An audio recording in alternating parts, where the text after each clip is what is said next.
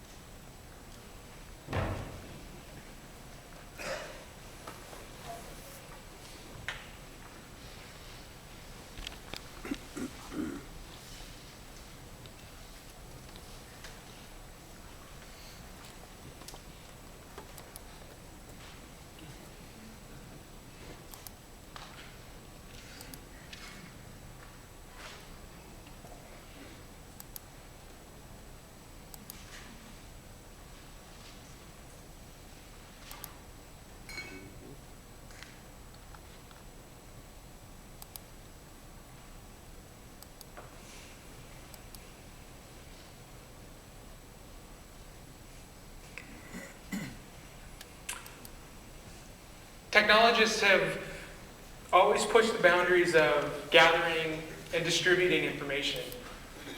Early in our history, we simply used stories, fables, and myths to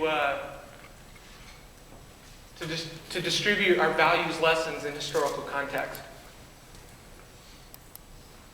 We invented paper to record history, and the printing press gave us the ability to distribute the information to more than just an anointed few. We declared ink mightier than the sword, so we endeavored to create faster ways of distributing the words we wrote. Napoleon's semaphore, Morse's telegraph, Bell's telephone, and Licklider's intergalactic computer network were all inventions designed in the race to deliver faster, ubiquitous, and affordable information. Simultaneously, inventors sought to enhance human capabilities through mechanization. Jacquard's mechanical loom, Haller's tabulating machine, the theoretical Turing machine, and the infamous 1946 ENAC were all innovations designed in the race to automate human capabilities. The arguably inevitable advances in telecommunications, storage, computing power, and binary abstraction gave us the ability to commoditize delivery, infrastructure, platforms, and software. It's a pretentious monument of fiber, silicon, and code. I believe our industry has only sought to solve problems as engineers and not as empathetic human beings, and that we must lose our technophile bigotry before we become relegated to the ranks of tech support. I believe our industry must abandon its desire to mechanize people by relegating them as users. We're now all faced with innovating a new era for humanity, an era where the human condition will be transformed by the technology we design. We've created an infrastructure for rapidly deploying advanced, scalable, complex systems. But our legacy will be written by the interfaces we create. The problem with this conference, the problem with our industry, is we don't know how to do this. We're still novices at this. And it's a problem for us as an agency. We can't find talent. We're struggling to find ways of designing technology and integrating technology that cares about people. So we decided to join forces and create a community, an open source community called the Design for Experience community. And we're partnering with a firm called UX Magazine. We're hoping that a lot more people will partner with us to help standardize, and that's a very funky term for our industry, but help create the framework by which practitioners can grow and educate and measure themselves. You can go to designforexperience.com and early sign up there. My email address is at the end of this presentation if you want to email me directly on this.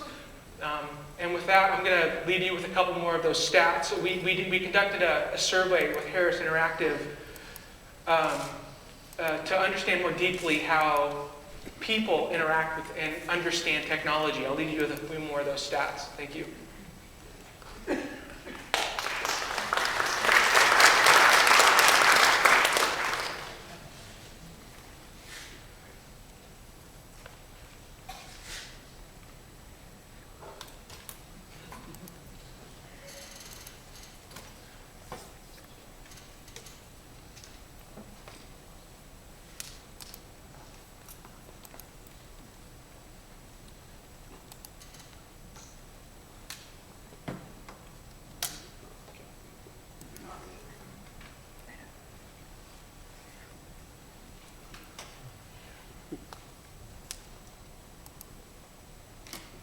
Thank you very much.